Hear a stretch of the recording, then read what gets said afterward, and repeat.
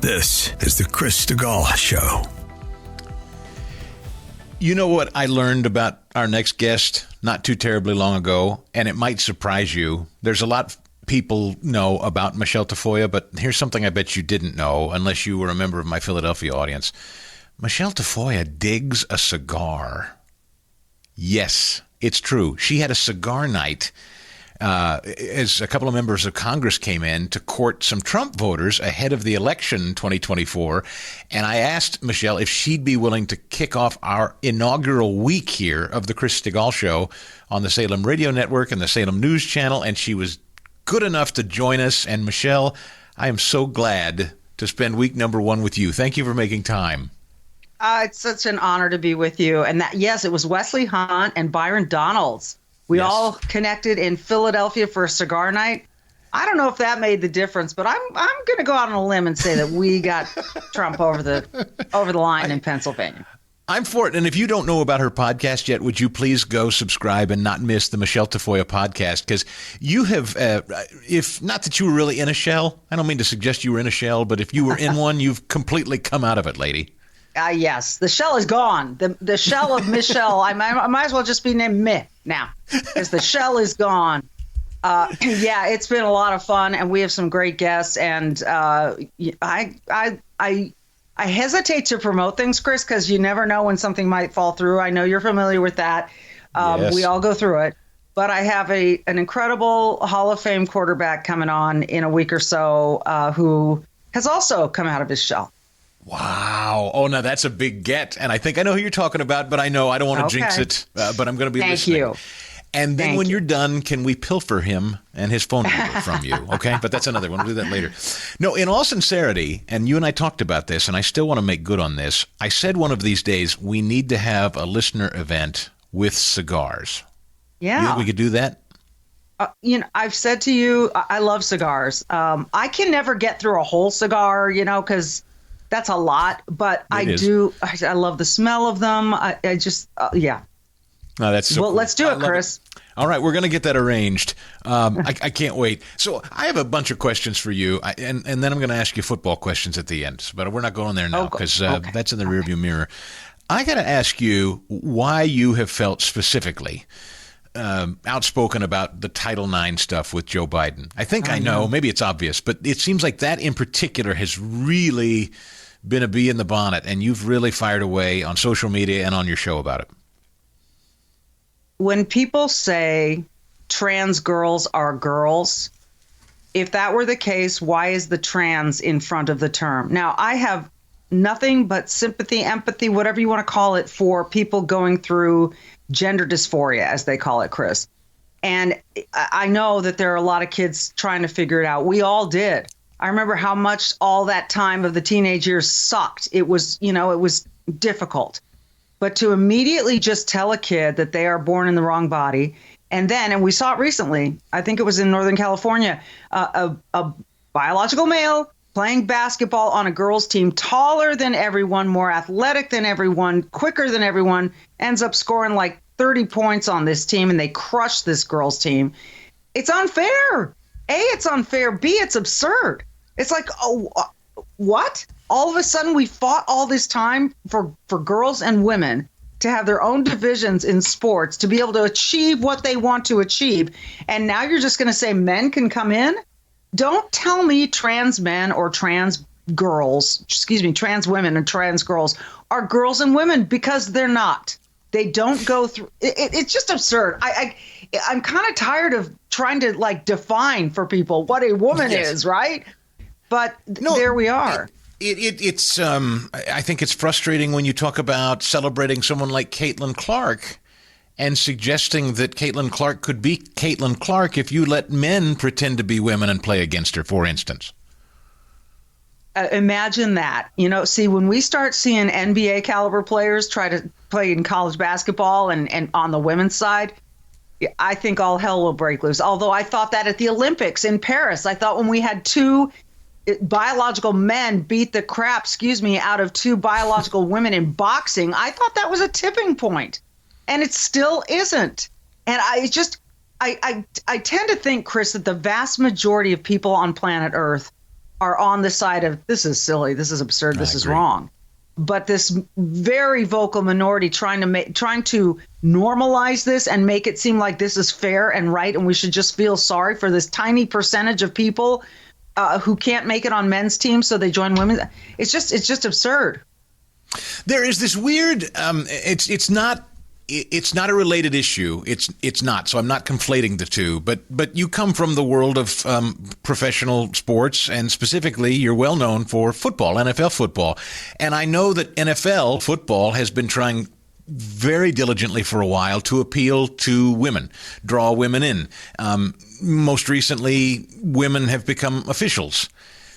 Mm-hmm. That's different? Is there a different? Can you explain that? That is different because that is different. I mean, even though those one of them, Sarah Thomas, is a friend of mine. She was the first female official in the NFL. She has to be fit enough to keep up with the game. She has to know the rules, obviously, and she has to be able to deal with these coaches, which she does brilliantly. But it is different. And even though she is, to a certain extent, in harm's way, you rarely see refs get injured in these games. She's not on the offensive line. She's not trying to, guard, to defend against a wide receiver. That's not what she's doing. She's out there calling the rules. You see more women on coaching staffs, too. No matter what the level is, you're seeing more of that. You're seeing certainly more women in the training staffs. That is different. Just like having a female sideline reporter is not the same. Like, you can't exclude people from having knowledge of the game. It's when it comes down to the biology and the physiology and the biomechanics of sports where this gets dangerous for men to play against women. And gee, Chris, I've said this a million times. Why don't we see this massive influx of biological women trying to enter men's sports? Gosh, I wonder why that is. Listen, and I'm not going to skirt around the issue of what I think, frankly, are a lot of perverted guys, sick, mentally twisted guys who are using this as an excuse to enter into women's private facilities, be it young girls or women in locker rooms or dressing rooms. It just is. We know psychologically this is sort of a perversion thing for some guys out there. There are people with fetishes, or there are people, look, what do pedophiles try to do? They try to find themselves in situations where there are a lot of young kids around, right?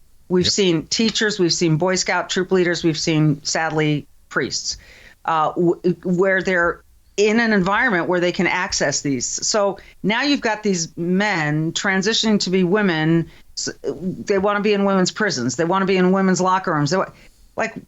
Sorry. And I've heard other men say, what's the big deal? Well, you know what?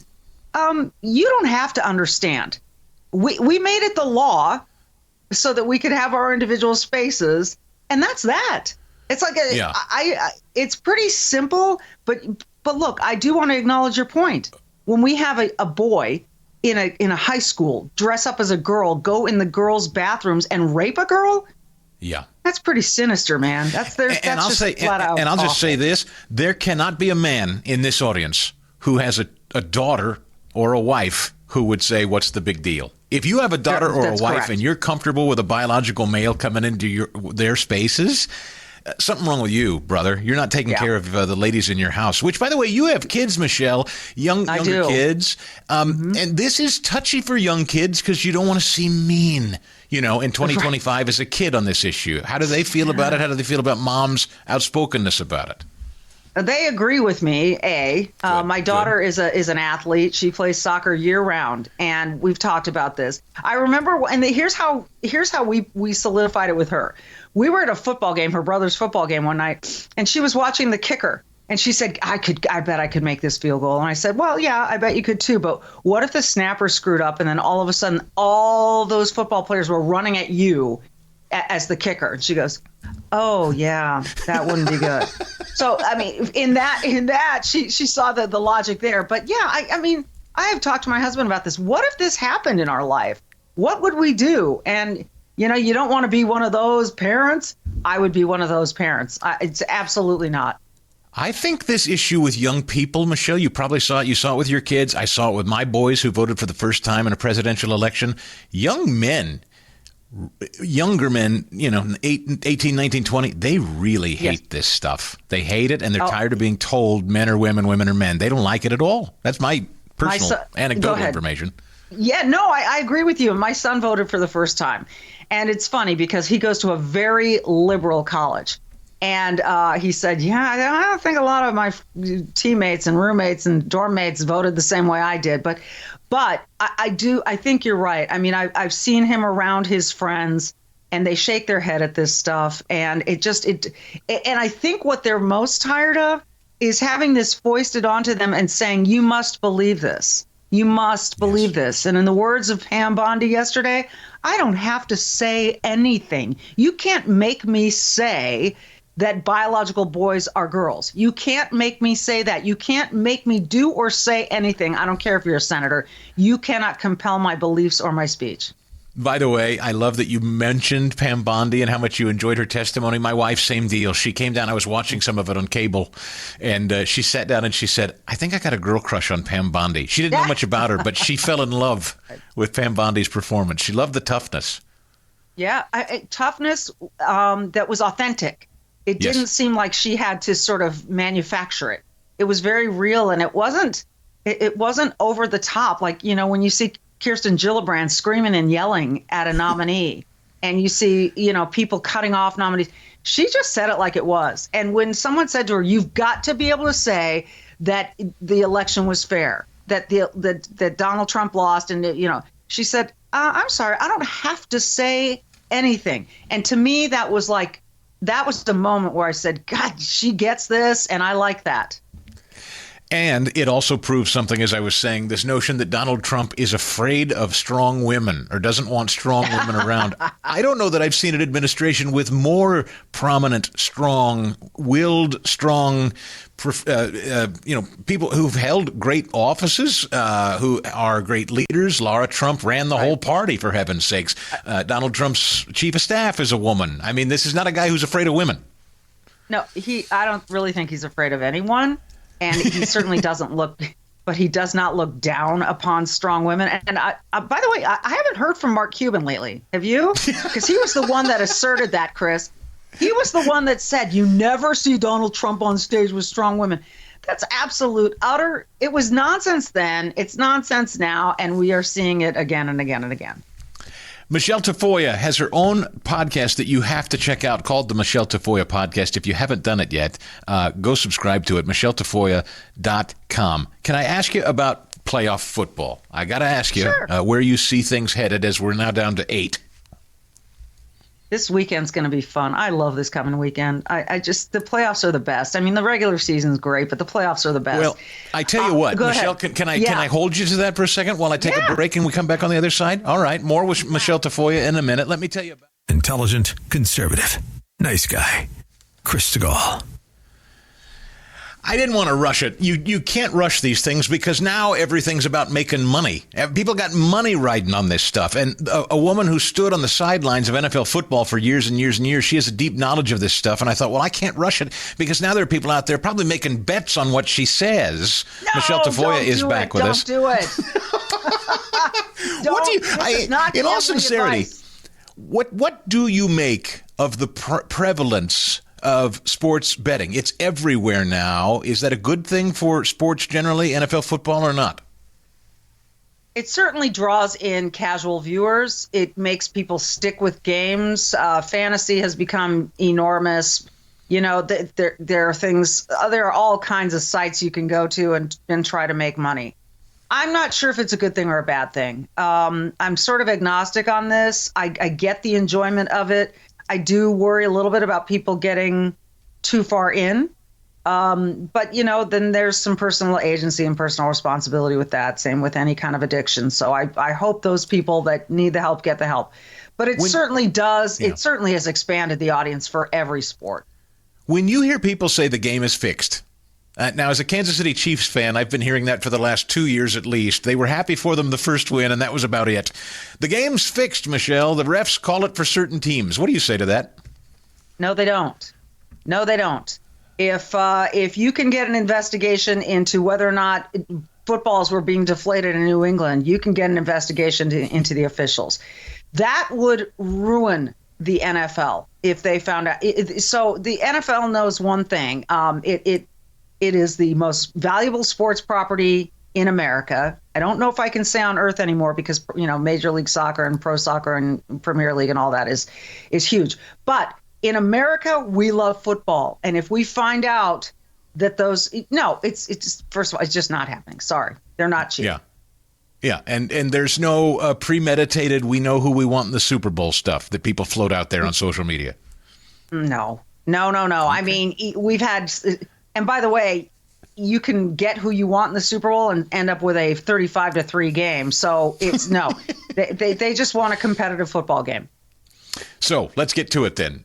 Here we are, 8 teams left. NFC, we'll start there first. Philadelphia Eagles versus the Rams. Who do you like? The Rams are hot right now. And I saw, look, I love Philadelphia. I love what Saquon Barkley has brought to that team. They're tremendous. The Rams looked unbeatable last week against the Vikings, where I live in Minnesota. And they dismantled them. And I feel like Matthew Stafford has found his stride. They struggled early in the season. Here they are. You get hot at the right time. I just feel like they've got something that Philly can't stop. All right. Commanders, can they handle the Lions, or the Lions just too big for those guys? Yeah, I love the Commanders' story. I love this quarterback. I love their coach. This is fun because now we can see that the Commanders have a future again, and that we are going to be interested in watching football in D.C. But I think that Detroit just has so much offensively, it's going to be very, very difficult to slow them down. I think the game of the weekend is going to be Ravens-Bills on the AFC side. Huh? No question, for so many reasons. I mean, first and foremost, the two quarterbacks, the two guys that people are saying are both MVP worthy, and they are, and they're very different. But this is one, and you're trying to see if the Bills can finally get there. That's another great coach-quarterback combination. Can they finally get there? Do they have what it takes? I mean, they've gotten so close for so long. And, when the Bills have gotten to the Super Bowl with Jim Kelly, it didn't work out so well. This town is just starving for it, but they've got a really tough opponent in the Ravens. And then, of course, all season, despite their record at, 15-2, the Kansas City Chiefs, my team, they've not played like a 15-2 team if you followed them all season long. And right. I've always kind of wondered, are they ripe for an upset versus the Texans? I think they could be ripe for an upset. I don't think it's going to be the Texans, however. Again, this is another team that I really like, and I think is one of those up-and-coming teams that we're going to continue to talk about and continue to watch their growth. Because when you look at great dynasties, and Kansas City is the one right now, right? They have replaced the New England Patriots, who replaced the whoever was before them. You had the 49ers dynasty, you had the Steelers dynasty, you had the Cowboys dynasty, you had the Patriots for years and years. Now it's Kansas City. When they roll out on the field, they look like a winner. They look like a dynasty because the quarterback and the coach. And yes, they have all kinds of other things. They have Chris Jones on defense. They've got, Kelsey. They've got all those other aspects, but it really does start with those two leaders. And Patrick Mahomes is kind of a unicorn. He looks like this kid out there just playing football and having a good old time. But he's got a brain in there that works in a way that I don't think most NFL players have. And he's a leader. And and Andy Reid, Andy's one of the coaches I became closest to. And he allows his team to lead one another. He doesn't demand, it's all about me. He lets them lead themselves. And they have found something there. So it would not surprise me if they got back to the Super Bowl and won. That would not be an upset, obviously. I'm going to invite you back before the Super Bowl, if you don't mind. I'm not going to hold you to anything other than this weekend, and let's do it again. The Michele Tafoya Podcast is one not to miss. I loved catching up with you. Thanks for being a part of our first week, Michele. See you. Congrats on the show. More of the Chris Stigall Show in a minute.